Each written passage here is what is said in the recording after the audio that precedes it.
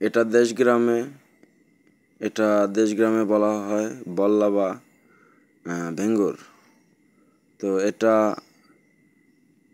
2-4টা কামড় দিলে মানুষের জ্বর চলে আসে নগদ। আর এটার কামড় খুবই মারাত্মক হয়ে থাকে। এটা বিষ ছড়িয়ে যায় নগদ। এটা ধরেন 10টা থেকে 15টা কামড় দিলে অনেক জ্বর চলে আসবে, তার বাঁচা খুব মুশকিল হয়ে যাবে। এটাকে বলা হয় ভেঙ্গুরের চাক। তবে এই চাকটা অনেক বড়, দেখা যাচ্ছে ছোট কিন্তু অনেক বড়। এই চাকটা খুবই বড়।